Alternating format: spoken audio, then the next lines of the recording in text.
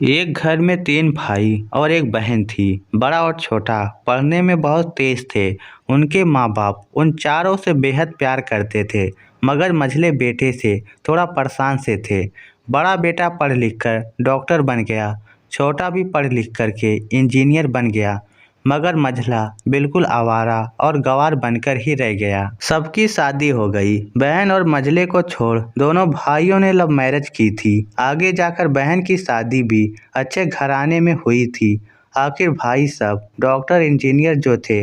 अब मझले को कोई लड़की नहीं मिल रही थी। बाप भी परेशान, माँ भी। बहन जब भी मायके आती तो सबसे पहले छोटे भाई और बड़े भैया से मिलती, मगर मझले से कम ही मिलती, क्योंकि ना तो वह कुछ दे सकता था और ना ही वह कभी घर पर मिलता था। वैसे वह दिहाड़ी मजदूरी करता था, पढ़ नहीं सका तो नौकरी कौन देता।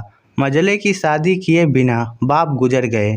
माँ ने सोचा कहीं अब बंटवारे की बात ना निकले, इसीलिए अपने ही गांव में एक सीधी सादी लड़की से मझले की शादी करवा दी। शादी होते ही ना जाने क्या हुआ कि मझला बड़े लगन से काम करने लगा। दोस्तों ने कहा, ए चंदू आज अड्डे पर आना। चंदू ने कहा, आज नहीं फिर कभी।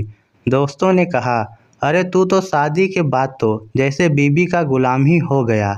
चंदू ने कहा, अरे ऐसी बात नहीं है, कल मैं अकेला एक पेट था तो अपनी रोटी का हिस्सा कमा लेता था, अब दो पेट हैं, आज कल और होगा। घरवाले नालायक कहते हैं, मेरे लिए चलता है, मगर मेरी पत्नी मुझे कभी नालायक कहे तो मेरी मर्दानगी पर एक भद्दी गाली है, क्योंकि पत्नी के लिए उसका पति उसका घमंड, इज्जत और उम्मीद होता है।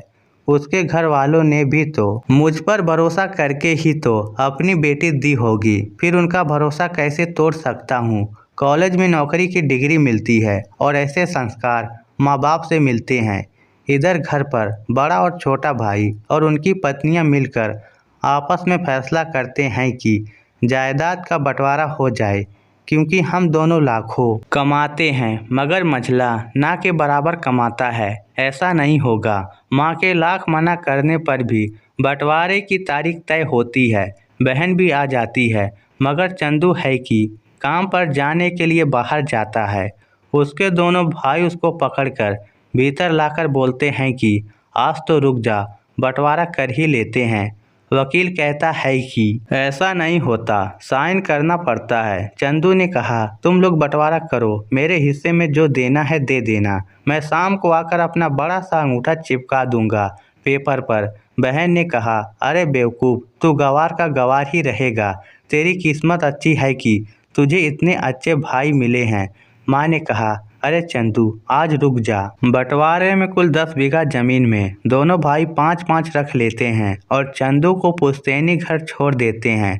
तभी चंदू जोर से चिल्लाता है, अरे फिर हमारी छुटकी का हिस्सा कौन सा है। दोनों भाई हंसकर बोलते हैं, अरे मूर्ख, बंटवारा भाइयों में होता है और बहनों के हिस्से में सिर्फ उसका मायका ही है। चंदू ने कहा, ओ शायद पढ़ा लिखा ना होना भी मूर्खता ही है। ठीक है, आप दोनों ऐसा करो, मेरे हिस्से की वसीयत मेरी बहन छुटकी के नाम कर दो। दोनों भाई चकित होकर बोलते हैं, और तू।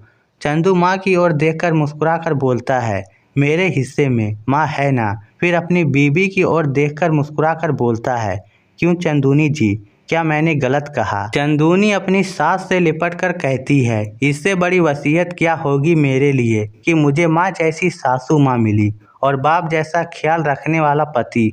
बस यही सब थे जिसने बंटवारे को सन्नाटे में बदल दिया। बहन दौड़कर अपने गवार भैया से गले लगकर रोते हुए कहती है, माफ़ कर दो भैया मुझे, क्योंकि मैं आपको समझ ना सकी। चंदू ने कहा, इस घर में तेरा भी उतना ही अधिकार है जितना हम सभी का। बहुओं को जलाने की हिम्मत किसी में भी नहीं होती, मगर फिर भी जलाई जाती हैं, क्योंकि शादी के बाद हर भाई हर बार उसे पराया समझने लगते हैं। मगर मेरे लिए तुम सब बहुत अजीज हो, चाहे पास रहो या दूर। माँ का चुनाव इसीलिए किया ताकि तुम सब हमेशा मुझे याद आ सको, क्योंकि यह वही कोख है जहाँ हमने साथ साथ 9-9 महीने गुजारे। माँ के साथ तुम्हारी यादों को भी मैं रख रहा हूँ। दोनों भाई दौड़कर मजले से गले मिलकर रोते रोते कहते हैं, आज तो सचमुच का बाबा लग रहा है। सबकी पलकों पर पानी ही पानी। सब एक साथ मिलकर फिर से रहने लगते हैं। तो इसी के साथ ये कहानी आपको कैसी लगी, इसके बारे में आपकी क्या राय है, नीचे कमेंट करके हमें ज़रूर बताइएगा। धन्यवाद।